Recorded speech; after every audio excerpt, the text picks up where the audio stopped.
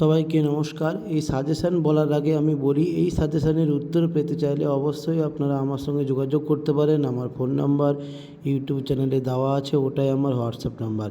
এবারে বলি কিসের সাজেশান। আজকে আমার সাজেশান হলো সেমিস্টার 6 মাইনর, অর্থাৎ যারা সেমিস্টার 6-এ পড়ছে এবং মাইনরে সংস্কৃত আছে, অর্থাৎ MN3 MN4। আজকে আমি MN3-র সাজেশান নিয়ে আলোচনা করব। সংস্কৃত MN3 অর্থাৎ অন্য কোনো অনার্সে পড়ছে, সেমিস্টার 6-এ পড়ে, কিন্তু মাইনর পেপারে সংস্কৃত আছে, অর্থাৎ তাদের MN3 পড়তে হবে এবং MN4 পড়তে হবে। এই সাজেশানটা আমার MN3-র সাজেশান। তো আসা যাক সাজেশানে। প্রথমেই দেখো, তোমাদের দেখা যাচ্ছে 4 year Sanskrit minor MN3 semester 6 university of Calcutta. দেখো এখানে একের দাগে কী করতে হবে, একটা বড় প্রশ্নের উত্তর দিতে হবে 10 নাম্বার।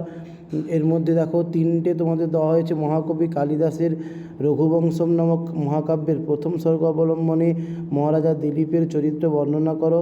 রঘুবংশীয় রাজাদের কীর্তি বর্ণনা করো। রাজা দিলীপ ও সুদক্ষিণার বশিষ্ঠের আশ্রমে গমনের যাত্রাপথের বর্ণনা করো। এই 3টে লং কোশ্চেন তোমাদের করলে আশা করি তোমরা একটা পেয়ে যাবে। এরপরে দেখো 2-এর দাগে একটা ব্যাখ্যা করতে হবে যে কোনো।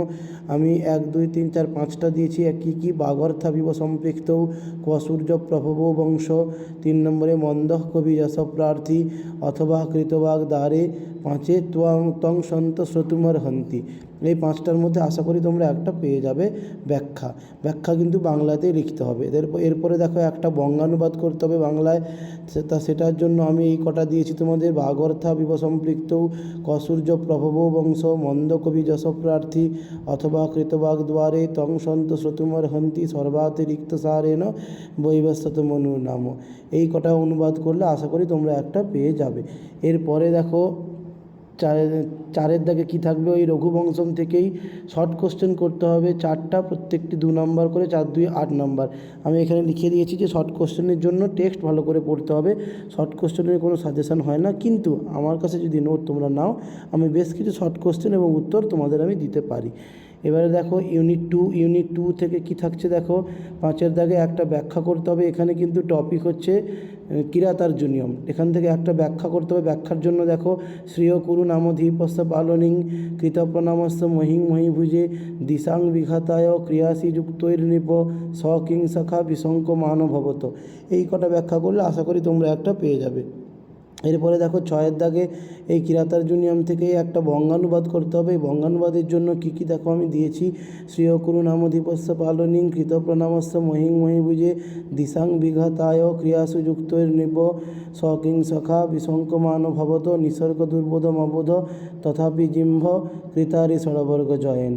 ব্যাস এইটা। তারপরে দেখো 7-এর দাগে 2টি ছোট প্রশ্নের উত্তর দিতে হবে। প্রত্যেকটা 2 নম্বর করে, 4 নম্বর টোটাল। এখানেও দেখো ছোটো প্রশ্নের জন্য কোনো আমি সাজেস্টিভ এখানে দিইনি, কারণ তার জন্য টেক্সট ভালো করে পড়তে হবে, কিন্তু নোট আমার কাছে নিলে আমি বেশ কিছু প্রশ্ন উত্তর তোমাদের সাজিয়ে দিতে পারবো। এরপরে দেখো ইউনিট 3তে থাকছে রাজবাহন চরিত নামক একটি অংশ। এখানে কি হয়, প্রথমে একটি বড় প্রশ্নের উত্তর দিতে হবে 10 নম্বর। এই বড় প্রশ্নের জন্য আমি দেখো 3টে দিয়েছি। স্মরতস্য হংসগামিনী হংস কথায় আহা, বক্তা কে, হংসগামিনী কে, হংস কথাটি কী। 2 নম্বরে অবসিতশ্চ মমাদ্য সাপ, কে কাকে কথা বলেছিলেন, সাপটি কী, কীভাবে এই অভিশাপের অবসান হলো, রাজবাহন কীভাবে চন্দ্রবর্মার হাত থেকে মুক্তি লাভ করেছিল। এবারে এই অভিশাপের কাছে আরও একটা হতে পারে, অন্য একটা লাইন তুলে দিয়ে যে লোহজাত মজাত চৈতন্যা সতী বললে কিন্তু এই একই উত্তর হবে। ঠিক আছে। এরপরে দেখো 9-এর দাগে একটা ব্যাখ্যা করতে হবে। এখান থেকে ব্যাখ্যার জন্য আমি দেখো তোমাদের 5টা দিয়েছি, ভালো করে এটা খেয়াল করবে।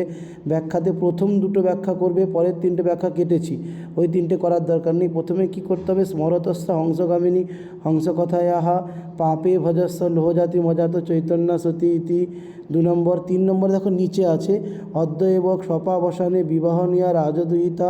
4 নম্বর, স্কনে চ তস্মিন মুমুচে। 5 নম্বর, অভবদীয়ং হি নৈব কিঞ্চিৎ মত সম্বন্ধম। এই 5টা ব্যাখ্যা করলে আশা করি তোমরা একটা পেয়ে যাবে।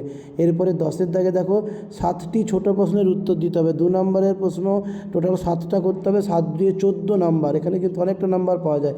এখানেও শর্ট কোশ্চেনের জন্য টপিকটা ভালো করে পড়তে হবে, বাংলা গল্পটা ভালো করে বুঝতে হবে, কোন কোন চরিত্র কী কী করছে সেগুলো জানতে হবে, তাহলেই তোমরা পারবে। আমার কাছে নোট নিলে বেশ কিছু শর্ট কোশ্চেন আমি এখানে দিয়ে দিতে পারবো।